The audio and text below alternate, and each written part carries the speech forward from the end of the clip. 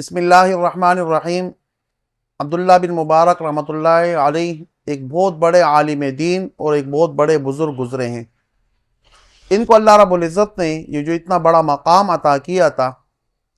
اس مقام کے پیچھے جہاں ان کی اپنی محنت تھی، ریاضت تھی، تقویٰ تھا، پرہیزگاری تھی اور محنت اور کوشش تھی،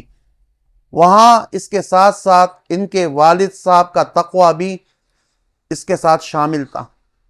ان کے والد مبارک یہ کسی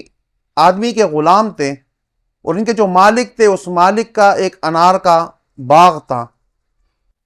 ایک مرتبہ یہ اس باغ میں موجود تھے اور وہ مالک آیا، مالک نے کہا کہ مبارک کوئی میٹھا انار لا کر مجھے کھلا دو۔ عبداللہ ابن مبارک رحمۃ اللہ علیہ کے والد مبارک وہ گئے،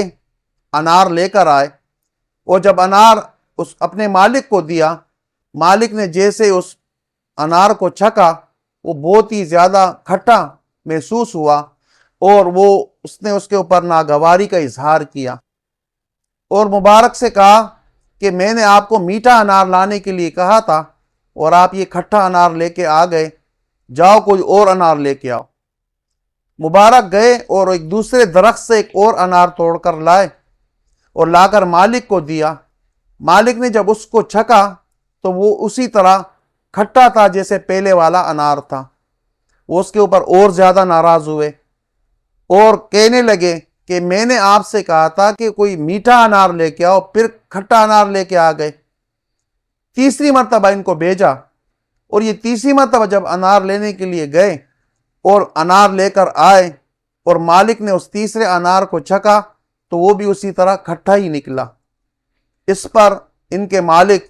ان سے بہت زیادہ ناراض ہوئے اور غصے میں کہنے لگے کہ آپ کو ابھی تک میٹھے انار اور کھٹے انار کی پہچان نہیں ہو سکی،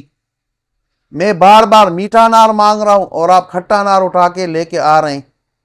تو مبارک جو عبداللہ ابن مبارک رحمۃ اللہ علیہ کے والد تھے، انہوں نے جواب میں کہا کہ اے میرے آقا، پہچان تو انار کی تب ہوتی ہے کہ جب انسان اس انار کو چھکے، چکھنے کے بغیر تو پتہ نہیں چلتا کہ یہ انار میٹھا ہے یا کھٹا ہے، میں تو صرف توڑ کر لا رہا ہوں، میں نے اس کو آج تک چکھا نہیں ہے۔ تو اس مالک نے کہا کہ جو آپ انار لے کر آتے تو آپ چکھ کر نہیں لاتے؟ اس نے کہا مالک او میرے آقا، آپ نے آج تک ہمیں انار کھانے کی اجازت نہیں دی ہے،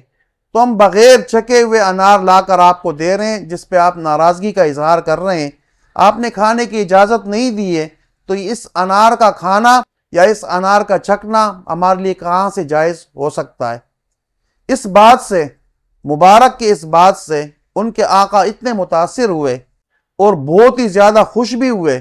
کہ یہ اتنی امین اور اتنے امانت دار قسم کے انسان ہے